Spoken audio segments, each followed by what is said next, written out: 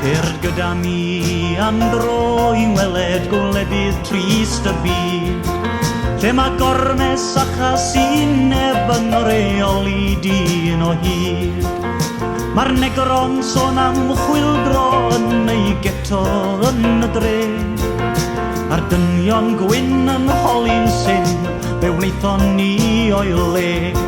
Sut fedrwch chi anghofio bod hanes dyn yn hir, a bod gwraidd y drwg yn gorwedd dan y tir. Ac mae'r had a blenir heddiw gan dy ddif a terwch di, yn siŵr o gael ei fedi gan ein plant di niwed ni.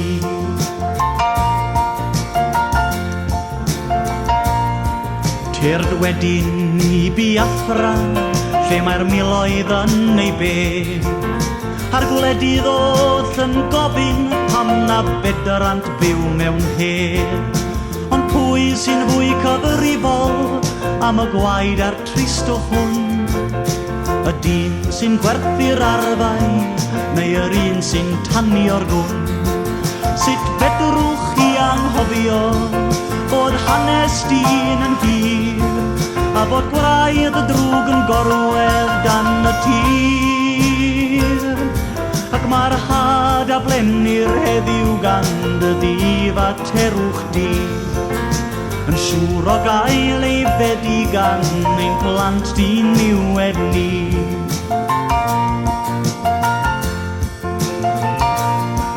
Teird eto I Iwerddon, gwel y rhagfarn ar bob llaw, lle mae gwaed y gwyrdd a'r oren yn cymysgu yn y baw. Ond os bai ar y ddynion heddiw I bod nhw'n methu byw'n gytun, faint mwy oedd bai'r gormeswyr gynt wrth hododd hawliau dyn. Sut fedrwch chi anghofio bod hanes dyn yn hir, a bod gwraidd y drwg yn gorwedd dan y tir? Ac mae'r had a blenir heddiw gan dy ddif a terwch di, yn siŵr o gael ei fedi gan ein plant di niwed ni.